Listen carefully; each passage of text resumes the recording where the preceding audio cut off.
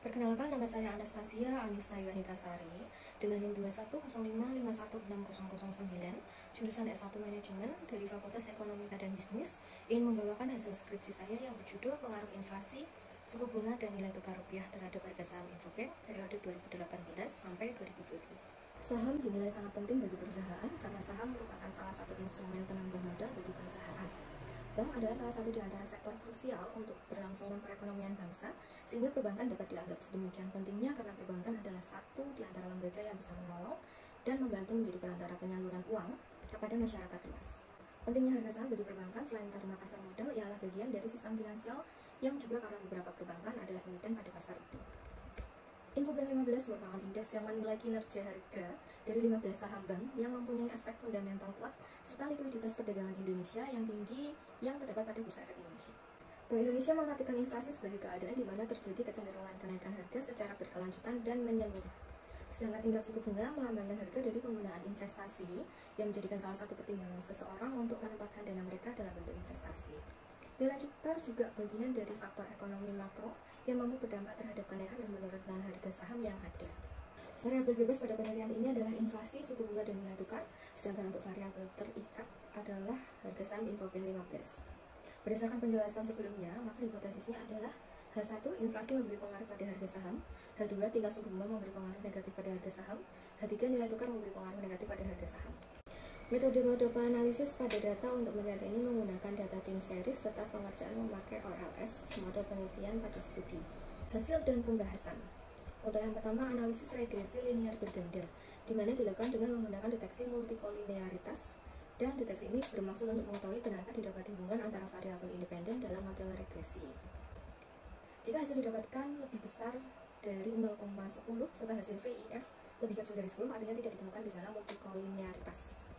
Hasilnya, nilai toleransi inflasi, suku bunga, nilai tukar semuanya lebih besar dari 0,10 dan VIF semua variabel tersebut lebih kecil dari 10. Deteksi autokorelasi. Deteksi ini dilakukan guna mengetahui jika pada model regresi terdapat hubungan antar pengganggu atau residual di periode T terhadap kesalahan dalam periode T-1. Pada studi ini, pendeteksian menggunakan nilai Dubin-Watson memakai karakteristik hasil DU lebih kecil D lebih kecil dari 4 dikurangi DU. Menurut tabel menunjukkan nilai D sebesar 0,470 sehingga nilai D tidak ada pada rentang DU serta 4 dikurangi DU. Setelah diatasi dengan uji tersebut, masalah autokorelasi bisa teratasi sehingga nilai D ada pada rentang DU dan 4 dikurangi DU. Hingga dapat disimpulkan tidaklah terjadi autokorelasi dalam model regresi yang digunakan. Deteksi normalitas. Deteksi ini berfungsi untuk mengetahui apakah pada residual terdapat pendistribusian normal atau tidak. Pendeteksian normalitas menggunakan alat pengujian KS sehingga data dari penelitian bisa disebut normal jika nilai uji Kolmogorov-Smirnov menunjukkan melebihi 0,05 ataupun 5%. Tabel tersebut menampilkan hasil signifikasinya sejumlah 0,200 melebihi 0,05 sehingga mampu diartikan residual berdistribusi dengan normal.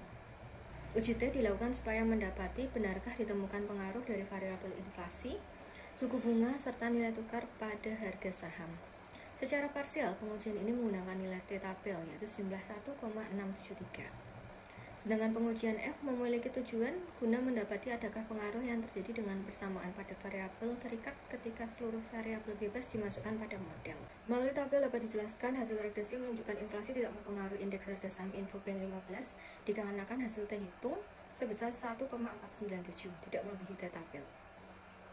Sehingga H1 ditolak serta H0 diterima. Kesimpulannya, periode tersebut inflasi tidaklah memberikan pengaruh pada indeks harga saham Infobank pada periode saat ini.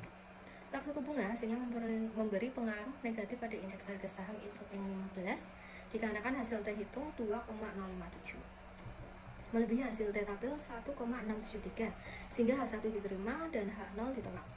Artinya jika suku bunga periode sebelumnya menaik sejumlah 1% hingga indeks harga saham Infobank 15 periode saat ini akan turun 75,612 poin indeks dan sebaliknya. Nilai tukar hasilnya memberi pengaruh negatif pada indeks harga saham Infobank 15 dikarenakan hasil T hitung melebihi T tabel. Artinya, jika nilai tukar periode sebelumnya terdepresiasi dengan nilai tukar sejumlah Rp1 per USD, maka indeks harga saham Infobank periode saat ini akan turun sebesar 0,047 poin indeks dan sebaliknya. Jika pada nilai tukar mengalami apresiasi sebesar Rp1 per USD, indeks harga saham naik sejumlah 0,047 poin indeks. Pada tabel menampilkan hasil F hitung 3,660, didapati nilai F hitung sebesar 3,660 lebih besar dari F tabel, yaitu 2,769. Ini berarti variabel inflasi X1, X2, dan X3 memberi pengaruh pada harga saham, yaitu Y1 dengan bersama-sama. Koefisien determinasi berguna menerangkan proporsi variabel terikat yang bisa diterangkan dari variabel independennya. Pada tabel didapatkan R2 pada angka 0,166 ataupun 16,6%, dan dapat diartikan 16,6% total variabel-variabel dependen, yaitu harga saham pada model mampu diterangkan variabel bebas ialah inflasi, suku bunga, serta nilai tukar. Adapun 83,4% lainnya terpengaruhi variabel lainnya yang tidak ada pada model. YB menjelaskan apabila inflasi terjadi peningkatan, harga saham juga terjadi peningkatan, begitu pula jika terjadi penurunan. Namun pada penelitian ini terbukti bahwasanya inflasi tidaklah memberi pengaruh pada indeks harga saham Infopeng 15. Artinya inflasi dalam tahun sebelumnya tidaklah memiliki pengaruh dalam harga indeks harga saham Infopeng 15 pada tahun sekarang. Ini dapat terjadi karena mayoritas pihak-pihak yang melakukan investasi saham merupakan pihak dengan kelas ekonomi menengah ke atas. Markus mengutarakan hubungan antar tingkat bunga dan harga saham adalah negatif. Pada studi ini memberikan suku bunga periode sebelumnya memberi pengaruh negatif pada indeks harga saham Infopeng 15 periode saat ini. Sehingga bila ada kenaikan suku bunga, sehingga saham akan bergerak menurun. Madura menyatakan terdapat pengaruh negatif terhadap harga saham saat terjadi perubahan nilai tukar. Pada studi ini membuktikan nilai tukar pada periode sebelumnya memberi pengaruh negatif pada indeks harga saham Infopeng 15 di periode saat ini. Kesimpulannya, inflasi tidaklah memberi pengaruh pada harga saham. Suku bunga dan nilai tukar memberi pengaruh negatif pada harga saham. Untuk saran, data yang hendak dipakai untuk studi selanjutnya sebaiknya menggunakan data terkini. Kemudian penelitian yang akan dilakukan selanjutnya dapat memperhitungkan faktor dan makro.